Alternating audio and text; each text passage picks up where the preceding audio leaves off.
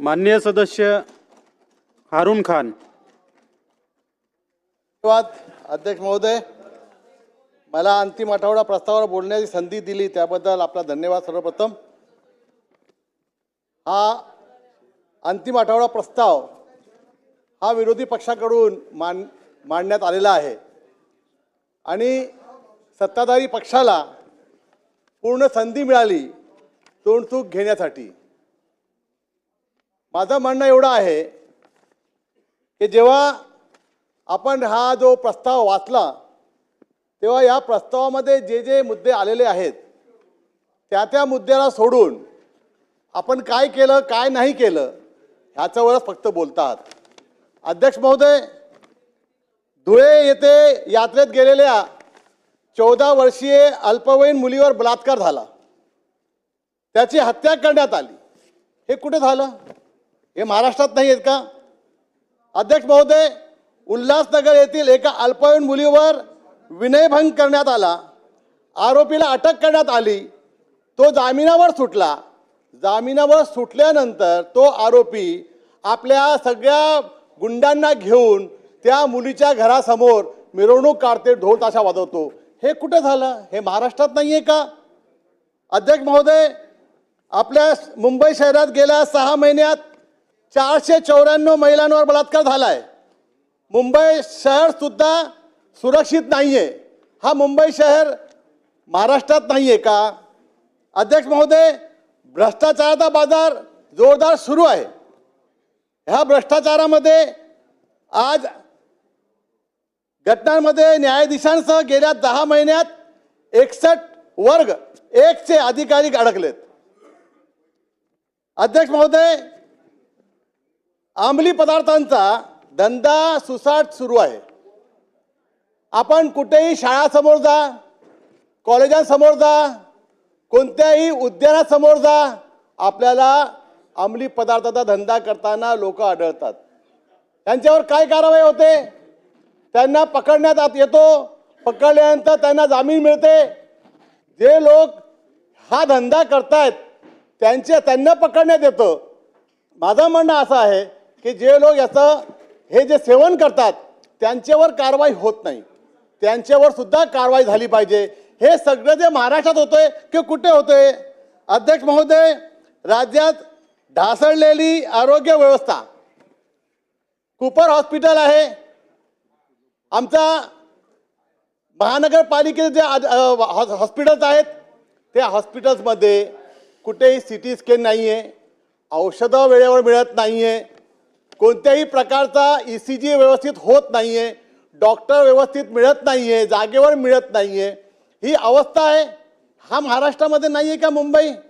अध्यक्ष महोदय, गिरणी कामगारांचे अनेक वारसदार आपल्या हक्कासाठी वारंवार फिरतायत. त्यांना त्यांचा हक्काचा घर अजून मिळत नाही आहे. हे कुठे घडतंय? हे महाराष्ट्रामध्ये घडतंय ना? मुंबईमध्ये घडतंय किंवा महाराष्ट्रामध्ये घडतंय?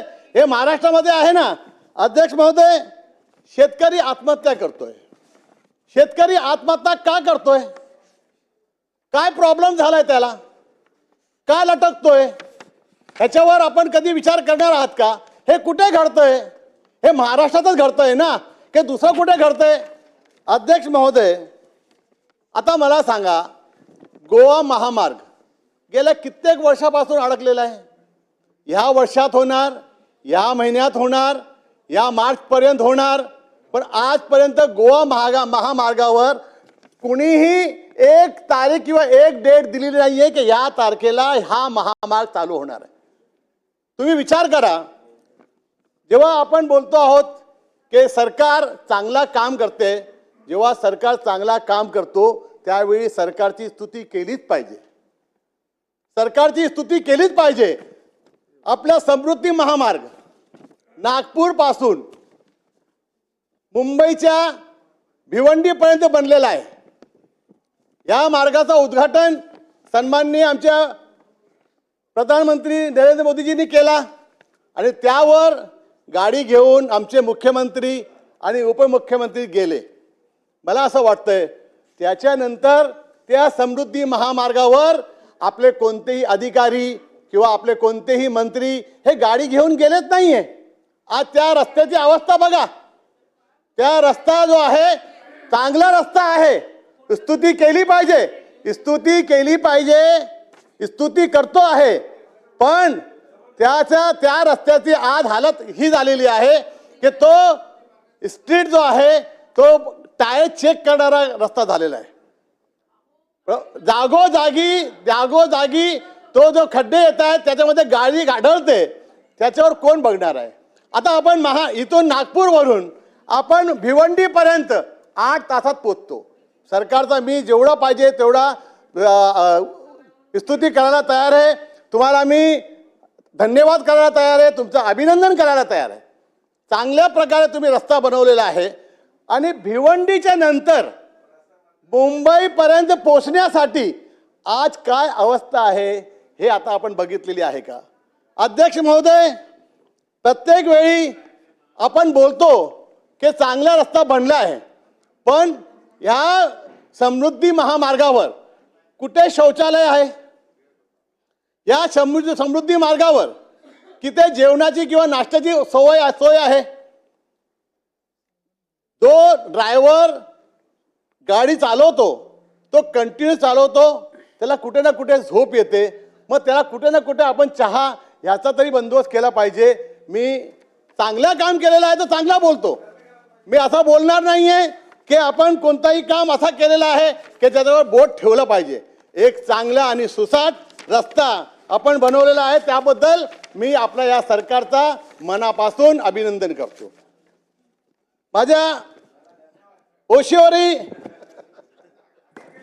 धन्यवाद करतो ना, मी कुठे बोलतो नाही. धन्यवाद करताना जे काय आहे, जे आपल्याला आपण चांगलं काम केलं तर धन्यवाद, आणि जे काम करायचं आहे त्याची पण आम्हाला तुम्हाला एक पोचपावती दिली पाहिजे ना, एक नोंद तुम्हाला केली पाहिजे की ओशिवरा मेटर्निटी होम याचं काम गेल्या 5-7 वर्षापासून चालू आहे. त्याच्यामुळे मेटर्निटी होम जो आपला टोपीवाला गोरेगाव इथे आहे त्याच्यावर पूर्ण भार पडतो आहे. माझ्या विभागामध्ये कॅप्टन सामंत पार्क ह्या विभागामध्ये एक मेटर्निटी होमचं काम झालेलं आहे. पण आपल्या सरकारकडून किंवा महानगरपालिकेकडून प्रत्येक वेळी सांगण्यात येतं की इथे डीजी सेट नाही आहे तर ऑपरेशन थिएटर चालू होऊ शकत नाही, डीजी सेट लावल्याशिवाय हॉस्पिटल चालू करू शकत नाही. आता सांगतायत की आपण ओपीडी चालू करू. मला सांगा, मेटर्निटी होमची आपल्याला गरज आहे. 28 लोकांना आपण तिथे त्या मेटर्निटी होमला आपण ठेवू शकतो, तिथे आपण फक्त ओपीडी चालू करणार तर आमचा एमओ डिपार्टमेंट काय करतो आहे. अध्यक्ष महोदय, आज आपल्या समोर आमच्या मुंबईमध्ये माझ्या मतदारसंघामध्ये खूप रस्ते जे आहेत त्यांची कामं जी आहेत ती करणार म्हणून बोलतायत, पावसाळ्यानंतर करणार म्हणून बोलतायत. त्यामध्ये Apna Bazar cross road, 1-2 Kevnipada road, Krantinagar road, तलियालाला road, quarry road, Meenatai Thackeray उद्यान, Haji Ismail road, S N. Patil road, Shastrinagar road, Noor Masjid road, कब्रस्तान रोड, गुलशन नगर, या रस्त्याची अवस्था तर एकदम खराब आहे, दुरस्त आहे. पावसाळ्यानंतर महानगरपालिकेने सांगितलं की आपण याचं काम चालू करू, पण काम चालू होत नाही. माझी आपल्या वतीने एक विनंती आहे की कृपया याच्यावर आपण लक्ष द्यावं. अध्यक्ष महोदय, सावित्रीबाई फुले बोटॅनिकल ही जे गार्डन आहे, ह्या गार्डनला लागून ही म्हाळाची जागा आहे. ह्याला लागून मुख्य जागेवर जमीन माफियांनी कब्जा केलेला आहे आणि तिथे फुलांचा आणि गॅरेज आणि ह्याचा शावर धुतात ना, गाडी धुतात, त्याचं काम चालू केलेलं आहे. मला एक सांगा की आपल्या म्हाळाच्या जागेवर ह्याने अतिक्रमण केलेलं आहे आणि गेल्या कित्येक वेळे आम्ही याची तक्रार करून सुद्धा त्याच्यावर कारवाई होत नाहीये. अध्यक्ष महोदय, याच्यावर कारवाई करण्यात आहे. बलात्कार होत आहेत, खून होत आहेत, शेतकरी आत्महत्या करत आहेत. ते मी फक्त एवढं सांगू इच्छितो, जास्त आपलाही वेळ घेत नाहीये. मी सरकारसाठी एक शेर बोलतो आणि इथे थांबतो कि सुना के गमे इश्क के फसाने को, सुना के गमे इश्क के फसाने को, और लगा रहा हूं तेरी राह पे जमाने को. धन्यवाद. जय हिंद, जय महाराष्ट्र. मान्य